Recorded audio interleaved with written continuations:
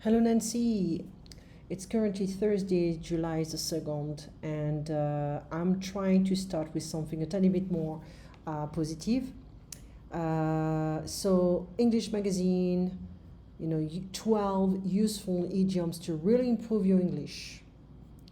And that's about, I think it's from this month actually. Fitness fun. Okay, fitness fun. And there is also vocable. That's from 2018, I think, this one.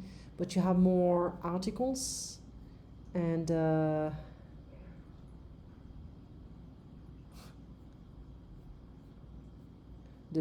sculptural hipsters. Okay. And something else I wanted to show you as well is the voices you can find on, let me see here. Isn't it nice? Oh, let me see. Hello, my name is Allison. I am in Okay, Alison, you have a good voice. Now, let me see if Alison can read correctly. Last February, the Communist Party of China announced that it was abolishing the two-term limit on the presidency. This decision could allow President Xi Jinping to be president for life. Political commentators, who have denounced Xi's power grab, fear that this decision marks the end of the period in Chinese history, from 2004 to today, when China's system of collective leadership set it apart from other authoritarian states. Since taking power of the party in 2012, Xi Jinping has led a massive campaign of arrests and executions against party cadres and military officers. Okay, not perfect, huh? But it's still interesting. Yeah, she was very famous for a while and she disappeared. Anyways, Russia is already at work on the US midterms. Interesting. But that was from 2016 here, but this stuff is about 2018. Anyway, lots of blah blah, but we don't know if it's for real. Okay, now, so interesting, the Internet Research Agency and 2016 American presidential election, a sophisticated influence strategy. According to the indictment by Robert Mueller III in February, the Internet Research Agency is a troll farm. Okay, a bit tough here, but what's going on here? We know that Facebook, here we go, can also spread fake news, can accept money from pretty much anybody. They tend to have like questionable behaviors when it comes down to American elections. So anyway, let's see here. Selecting targets. During the presidential campaign, Russian operatives actively supported candidate Trump. And so, yeah, that was Hillary Clinton. So, there were a lot of things happening on different social medias like internet, Twitter, Facebook, and other places, and they were just like they were trying to discredit Hillary Clinton and the emails and all the different things she did in the past. So they were like trying to build up some kind of a negative image about her. This is what's going on here. Everything was done online. Manipulating social media, the focus of the operation was the creation of thousands of fake Facebook, Twitter, Instagram, and YouTube accounts by Russian operatives to boost distrust in American political institutions and spread confusion. When posting from these accounts, they would pose as Americans or American organizations, purchasing space on computer servers in the United States to mask their Russian location, okay, etc., etc. Getting financial support. It would seem that Russian billionaire businessman, don't even ask me how to pronounce his name, is a man behind the Internet Research Agency's operation, often referred to as Putin's cook. He has developed a close relationship with the Russian president and has benefited from big state catering contracts. Okay, Now, that can happen as well for the next elections. That's going to be interesting. Okay. New Zealand has more gangsters than soldiers. Okay.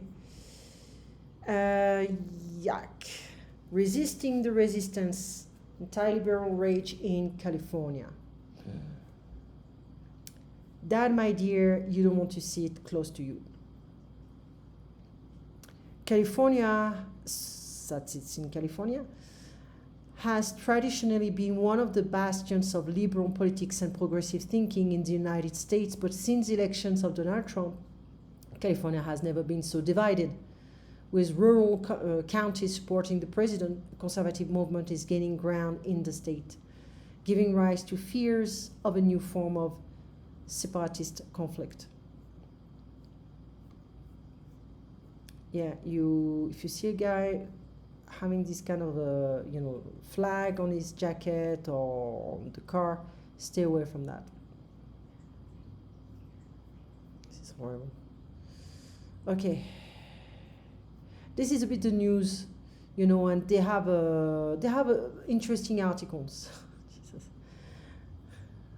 Okay, and old or new, it's interesting. Where is it? New Orleans controversial cleanup. Eh ben.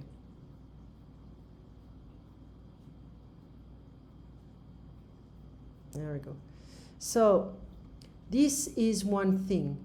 Learn hot English is more British, but you can find some very interesting expressions. Let me see if I can find this book as well. So anyway, television, game show, reality show, weather forecast, series, sitcom, like Friends, soap opera, talk shows, news, drama series, documentary, sport programs, docudrama, talent show, hidden camera show, makeover show, a show that helps people change their image or lifestyle. Okay, so parties. So it's all about the vocabulary actually in a context. So barbecue, family gathering, the get together, anniversary party, birthday party, cocktail party, a dinner party, fancy dress party, wedding party, going away party, graduation party, baby shower, Hawaiian party, pajama party, toga party. Okay. Useful verbs and expression. To have a party. Make a racket. That is British. To trash a house. To destroy the inside of a house. Invite someone. Boogie on down. To pass out.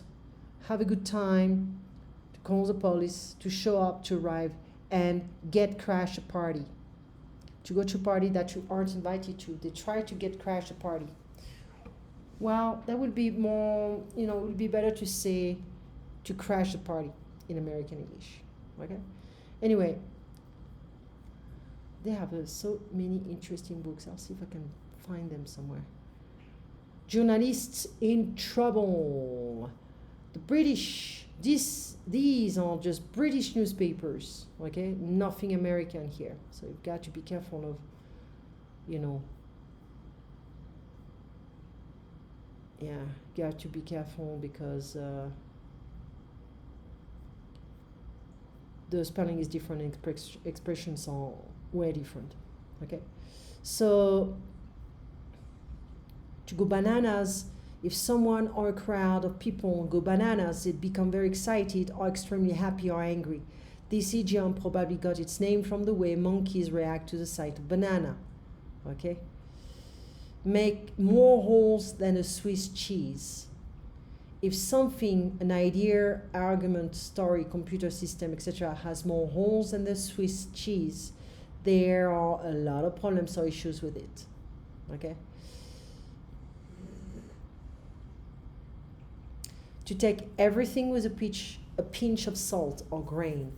If you tell someone to take something with a pinch of salt, you're telling them not to believe everything that someone else says. Everything but the kitchen sink. If you take everything but the kitchen sink on a holiday or trip, you take so many things that it seems like the only thing you didn't take was a kitchen sink. A far cry from. If someone is a far cry from what you expected, it's very different from what you thought it would be. What's a new office like? It's a far cry from what we were used to. It's much smaller, about 10 miles out of town, and there aren't any decent restaurants nearby. The 15 minutes of fame. Your 15 minutes of fame is the time when you're famous for a short period of time. For example, by appearing on TV.